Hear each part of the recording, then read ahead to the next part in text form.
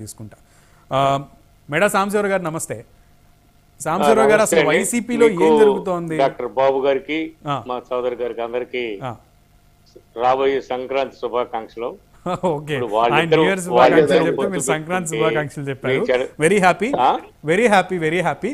అయితే సాంబశివరావు గారు 175 నియోజకవర్గాల్లో వైసీపీ పార్టీ ఏం చేయాలనుకుంటోంది, ఏం చేస్తుంది? బయటికి మాత్రం పొక్కుతున్నటువంటి విషయం ఏంటంటే పార్టీలో అలజడి, పార్టీలో అల్లకల్లోలం, నాయకుల్లో అసంతృప్తి, నాయకుల్లో సందిగ్ధత. ఈ పాయింట్స్ బయటికి చాలా ప్రొట్రేట్ అవుతున్నాయి. అవి మీ పార్టీ ఇంటర్నల్ వ్యక్తులు ప్రొట్రేట్ చేస్తున్నారా లేదా బయట పార్టీ వాళ్ళు చేస్తున్నారా అనేది నాకైతే తెలియదు, మీరే స్పష్టంగా. అది కాదు సార్, రాజకీయ పార్టీలు, మీడియా రోజు ఏదో ఒకటి కావాలి, మీడియా కావాలి. వాడు అడిపోయాడు, ఇటు పోయాడు, వాడితో మాట్లాడు. రాజకీయ పార్టీ చెప్పేదండి, రాజకీయ పార్టీలకి కావాలి. వాళ్ళు అడిపోయారు, వీళ్ళు ఇడిపోయారు, వాళ్ళు దాంట్లో ఉంటున్నారు, వీళ్ళు ఖాళీ అవుతుందని. ఇప్పుడు పార్లమెంట్ సభ్యుడు నాని గారు పోయారు, ఏమైనా తెలుగుదేశం ఏమైనా దెబ్బతింటైంది? ఏం తింది కదా. మా దగ్గర ఎమ్మెల్యేలు 23 మంది 2014-16లో పోయారు. మేమైనా 19లో దెబ్బతిన్నామా? రాజకీయ పార్టీలు అందరి తర్వాత యాస్పిరెంట్స్ ఎక్కువ ఉంటారండి, అటు ఇటు పోతారు. అది ఒక పార్టీ కుట్ర చేస్తేనే రెండో వాళ్ళు ఇచ్చిన అవుతారు అనేది అది అవివేకం. వాళ్ళిద్దరు కలిసి పోటీ. కానీ మీ అధ్యక్షుడికి తెలియట్లేదు ఆ మాట. పార్టీకి అనేక కుట్రలు చేస్తున్నారు, కుట్రలు చేయబోతున్నారు, అలజడి సృష్టించబోతున్నారు, కుటుంబాలను విచ్ఛిన్నం చేయబోతున్నారని కూడా ప్రకటిస్తున్నారు జగన్మోహన్ రెడ్డి గారు. మరి అది మీడియా మీద, మీడియా పార్టీలు కాదు, మీడియా రోజు ఏదో ఒకటి మాట్లాడుతుంటే ఆ మీడియా వాళ్ళు సృష్టిస్తారు మన మీద. ఆ మీడియా కోసం మీరు కౌంటర్ గా మాట్లాడడం చెప్పారు పార్టీలు. అది కాదండి, రాజకీయ పార్టీలు ప్రత్యర్థి పార్టీలని డిమోలరేట్ ఎందుకు చేయరు? మమ్మల్ని తెలుగుదేశం వాళ్ళు డిమోలరేట్ చేస్తారు, తెలుగుదేశం వాళ్ళు మేము చేస్తాం. ఇది రాజకీయ పార్టీ సహజ లక్షణం. మేమన్నా తెలుగుదేశాన్ని పౌరుతామా? తెలుగుదేశం మమ్మల్ని పౌరుద్దా?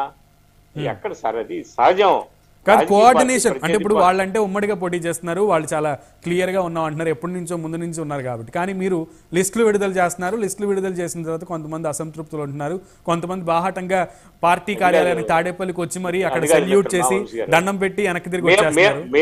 మేము రిలీజ్ చేసిన తర్వాత మా దగ్గర పోయేవాళ్ళు పోతున్నారు. వాళ్ళు రిలీజ్ చేసిన తర్వాత ఎంతమంది ఉంటారో చూద్దాం కదా. మీకే మంచిది. మీరు కొత్తగా మీరు ఈ టీవీ యాంకరింగ్ లోకి కొత్తగా మీరు 4-5 సంవత్సరాలు చేశారు, 10 సంవత్సరాలు అయింది. రాజకీయ పార్టీ ఒక 10 ఏళ్ల నుంచి ఒక యాస్పిరెంట్ ఖర్చు పెడతా ఉంటాడు, ఏ పార్టీలో అయినా. డిసప్పాయింట్ అవుతాడు, అది సహజం.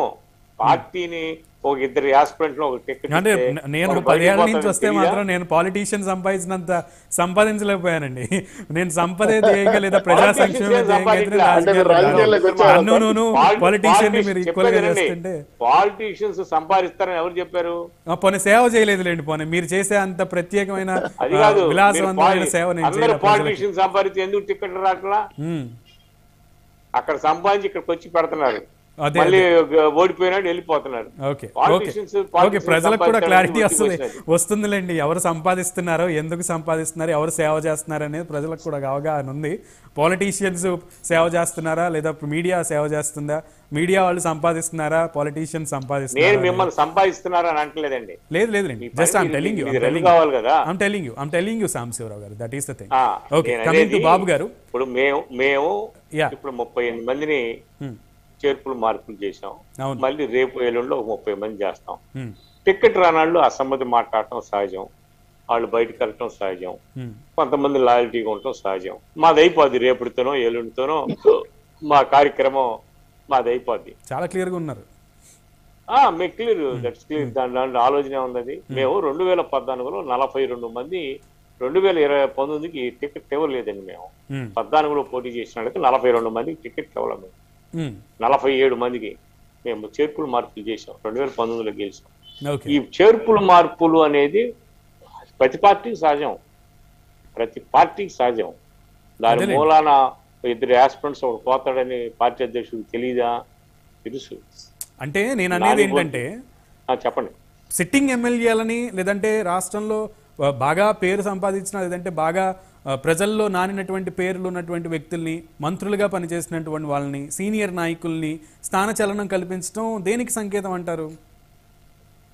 ఇప్పుడు ఒకటండి, 2 ఉన్నాయి, క్యాస్ట్, పార్టీలో గ్రూప్లు, సామాజిక వర్గ పరిస్థితులు 3 ఉంటాయి పార్టీ క్యాండిడేట్స్ డిసైడ్ చేయడానికి. Caste equations first. రెండోది ఒక 10 సంవత్సరాలు ఒక పార్టీ ఒక ఎమ్మెల్యే ఉంటే దాని గ్రూపులు ఉంటాయి, అవి తగ్గించాలి. ఇవన్నీ ఉంటాయి, అనేక కారణాలు ఉంటాయి. ఆ కారణాలతో పార్టీ నిరంతరం అన్వేషణ చేస్తుంది. 1 ఇయర్ ముందే చెప్పాము పార్టీలో ఈ క్యాండిడేట్లు మీరు జాగ్రత్తగా ఉండాలన్నా 4 రోజుల నాడే 40 రోజుల నాడే మీరు నాట్ ఇంట్రెస్టెడ్ అని పార్టీ హైకమాండ్ చెప్పేసింది. ఇప్పుడు ఎమ్మెల్యేలకు కొత్తగా ఇవాళ బిల్ చెప్పేది ఏం లేదు, అందరికి చెప్పేసింది. ఇవాళ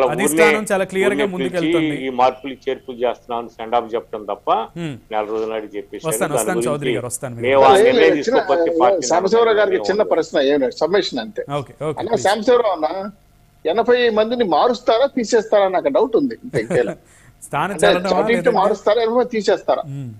ఇప్పుడు నువ్వు వేసే క్వశ్చన్ కి నేను ఆన్సర్ మళ్ళీ కంప్యూటర్ లోకి వచ్చి చెప్పాలా? ఇప్పుడు 38 మందిని మార్చాం. ఆరుగురు చెప్పేది మా సోదరి గారికి అంతా ఇవాళ రేపు నిద్రపోవాలి, రేపు సాయంత్రం రిలీజ్ అయితే రేపు సాయంత్రం ఎల్లుండి అనేది 32 మందిని మారుస్తున్నాం. దాంట్లో కొత్త వాళ్ళకి ఎంతమందికి ఇస్తాం, ఎంతమంది టికెట్లు ఎలాంటి ఇస్తాం అనేది మీకు పబ్లిక్ గా టీవీలో వస్తుంది కదా సోదరి గారు. దీంట్లో రాసి ఏముంది? రైట్. ఎవరైతే టీవీల దగ్గరకు వచ్చి మాకు టికెట్ ఎవరన్నాడని చెప్పండి, వాడు టికెట్ లేదని 4 రోజుల నాడు తెలుసు. మీకు ఇవాళ కొత్త చదువుతున్నాం కానీ ఇప్పుడు దాకా అంటే టికెట్ మీరు లిస్ట్ రిలీజ్ చేసేదాకా బయటికి రావట్లేదు చూడండి, అక్కడే ఉంది మ్యాజిక్. 4 రోజుల ముందు చెప్పినా కూడా టికెట్ మీరు లిస్టు ప్రకటించిన తర్వాత బయటకు వస్తున్నారు చూడండి. మరి అప్పుడు ఏం చెప్పారో స్పష్టంగా వాళ్ళకి ఇచ్చే అవకాశం ఉందని చెప్పారా లేదా అసలు మీకు ఏమని కరాఖండిగా చెప్పారా అనేది? అది కాదండి, ఈ 1 month కన్విన్స్ చేయాలని ట్రై చేస్తారండి టికెట్ ఆస్పిరెంట్. ప్రతి పార్టీలో అతను అనేక మార్గాల ద్వారా పార్టీ హైకమాండ్ కన్విన్స్ చేస్తాడు. అన్ని పార్టీలు తీసుకెళ్తాడు, అనేక రకాలు తీసుకెళ్తాడు, కన్విన్స్ అవుతాడా? మీరు చెప్పేది నాకు అర్థమైంది బాబు గారు. So coming to you, Janasena TDP alliance ని ముందుగా ప్రతిపాదించింది, స్పష్టం చేసింది జనసేన అధ్యక్షులు పవన్ కళ్యాణ్ గారు. ముఖ్యంగా టీడీపీ పార్టీ కష్టకాలంలో ఉన్నప్పుడు, పార్టీ అధ్యక్షుడు జైల్లో ఉన్నప్పుడు అప్రజాస్వామికంగా కొన్ని పద్ధతులు